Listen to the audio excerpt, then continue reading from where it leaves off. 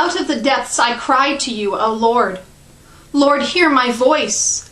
Let your ears be attentive to the voice of my supplications. If you, O Lord, should mark iniquities, Lord, who could stand? But there is forgiveness with you, so that you may be revered. I wait for the Lord. My soul waits, and in his word I hope. My soul waits for the Lord more than those who watch for the morning, more than those who watch for the morning. O Israel, hope in the Lord. For with the Lord there is steadfast love, and with him is great power to redeem. It is he who will redeem Israel from all its iniquities.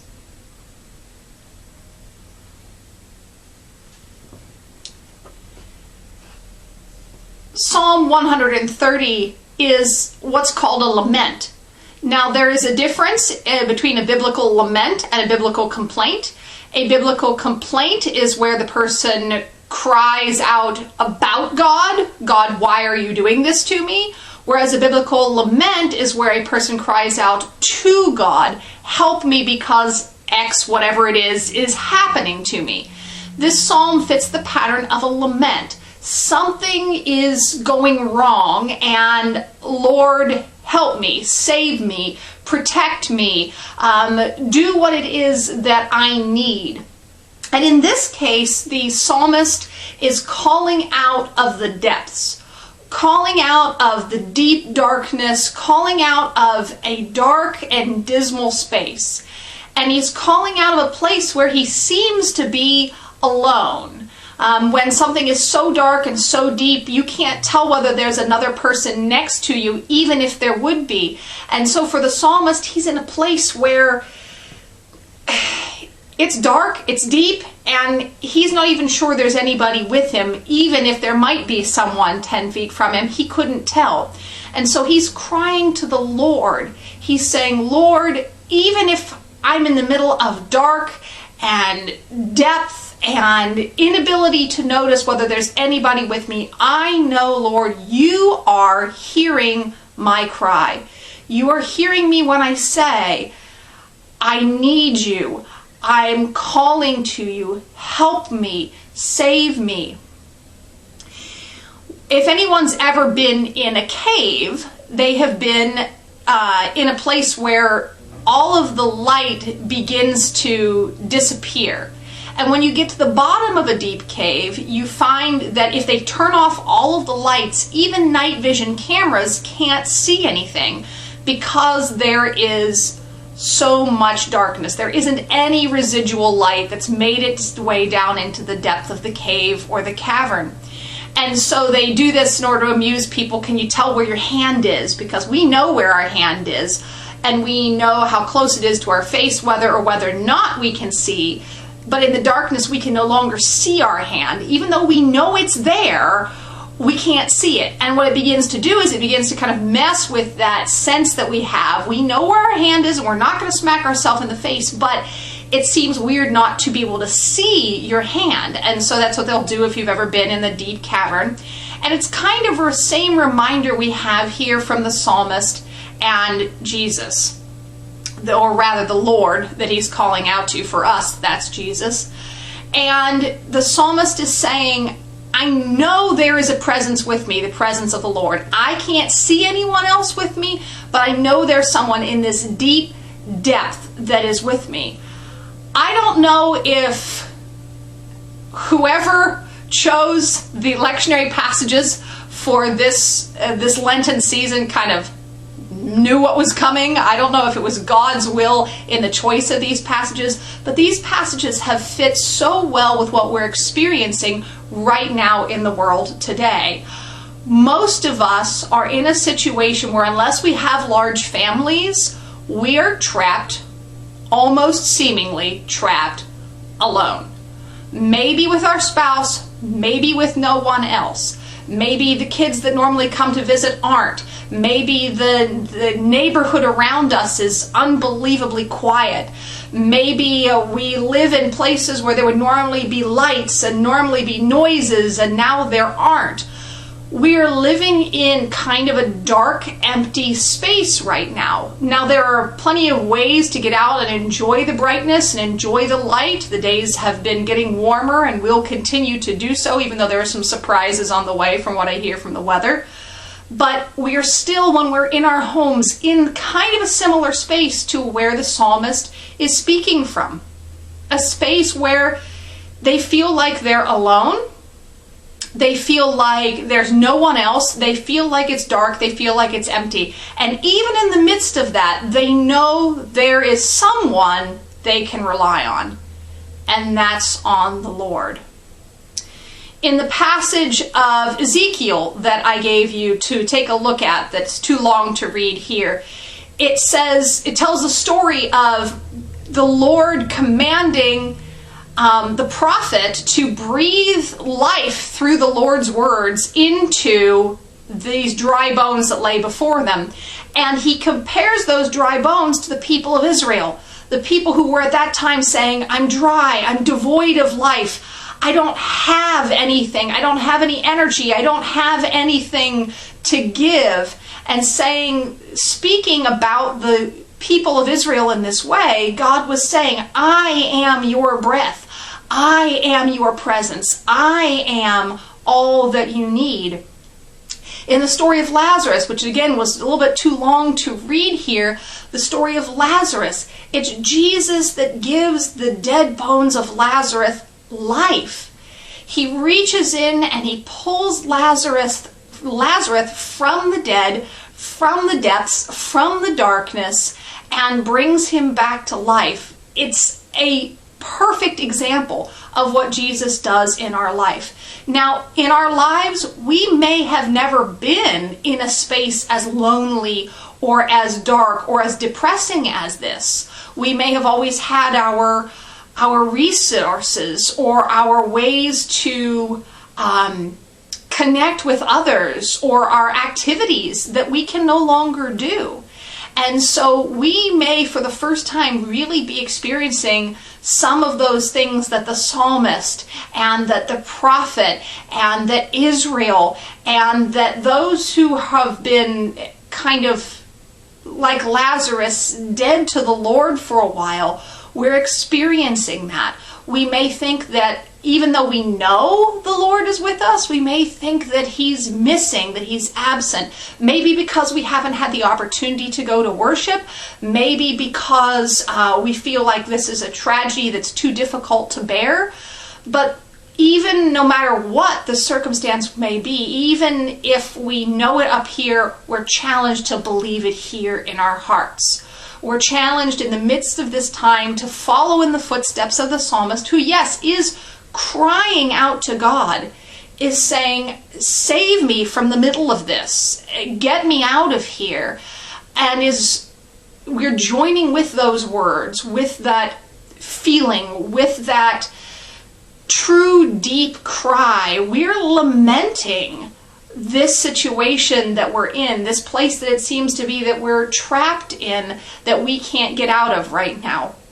Now, some of us may not be feeling that. For some of us, this may be kind of no different than normally how life is for us. We may live in a space that is far more individual.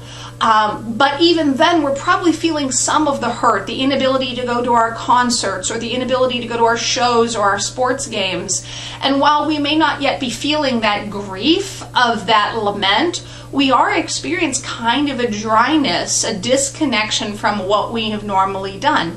Now, we may be getting to the point in our lives where we're kind of starting to accept that and we're starting to change our routines so that we can kind of get around that. But we know that the likelihood is that this is going to continue. So even if you aren't there now, these are words for when you start to feel that dryness, that emptiness, feel like all that you considered to be life in your life has kind of started to flow away, to ebb away. And so this is a reminder that we can call out to the one person we know is there, and that is God. And that encourages us to call out to the others in our lives who are still connected to us, whether it be by phone, whether it be by internet, whether it be by those of us who have neighbors who we can still say hello to across the way. It challenges us and calls us to reach out to others and to connect with others who, not only because they will help us feel more connected, but we will help them feel connected. So when the psalmist is crying out to God, help me get out of this dark space that I feel myself is in, that I am in myself, and that God says, I answer, I do come to you, we're also challenged to kind of be that person who pulls others up out of that darkness or that dryness. In the Ezekiel text, it was the prophet who was given the job to actually do the speaking of the words of life into the bones that lay around him. It was the prophet that was given the job of bringing life back to the dry and withered bones of Israel. And we also are those who help give life back to those around us, even if we're doing it in unique ways we haven't done it before. We are reminded by this passage, by the other passages that we have studied today, that there is always a God with us.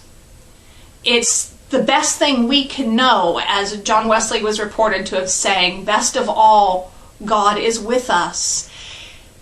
We are emboldened by that promise. We are given life by that promise. We are given a spirit of breath, a spirit of presence with us by that promise, that even when we're in a dark space or a place where we don't know if there's anyone with us, we know Jesus is, but we're also called by these scriptures to see ourselves in the role of the prophet, see ourselves in the role of the ones who breathe the life into others, who help deal with the dryness of loneliness, of separation.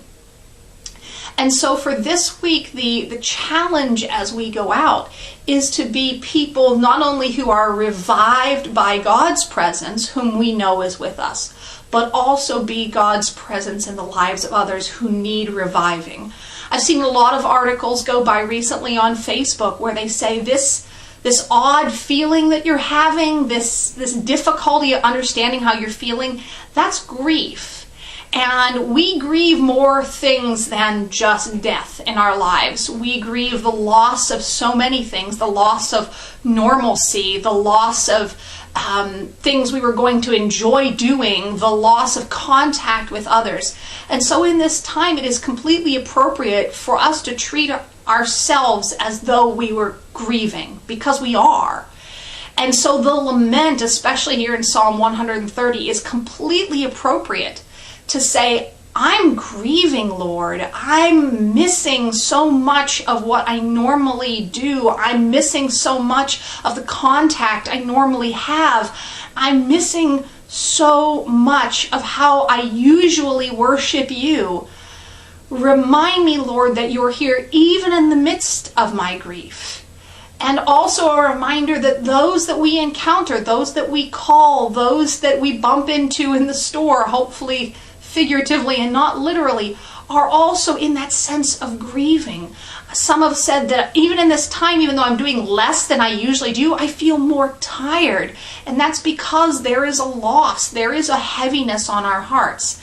And so this psalm, this lament, is perfect timing for those of us who are experiencing the grief of a loss of our normal lives. And so I encourage you to find even more of the lament psalms. I encourage you to explore that grief.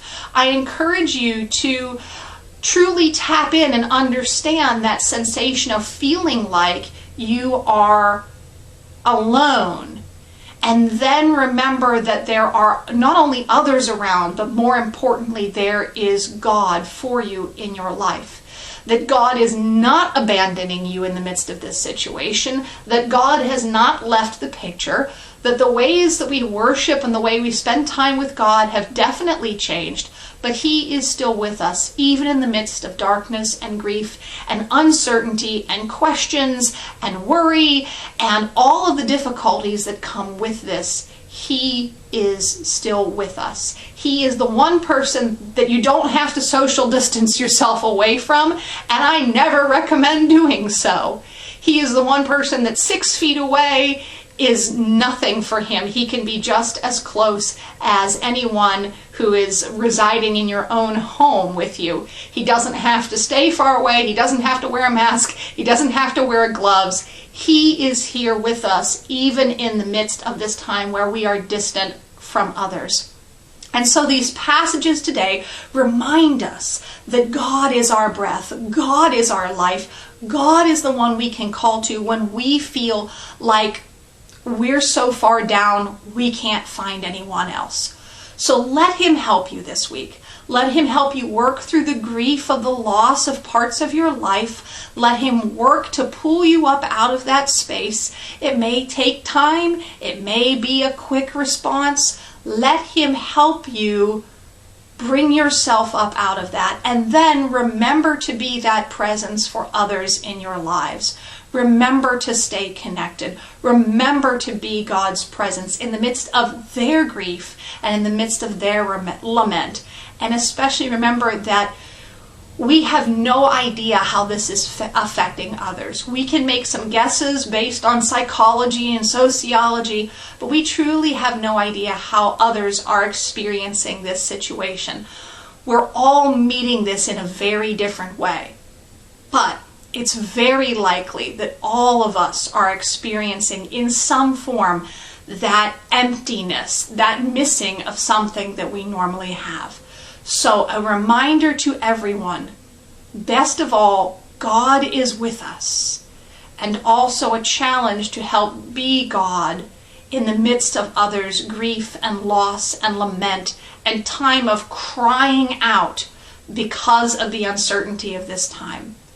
So I hope that as you go through this week that you find some resources to connect you to God, maybe some resources to help you if you feel like you are indeed dealing with that grief. And I also challenge you to reach out to a person that you've never reached out to before.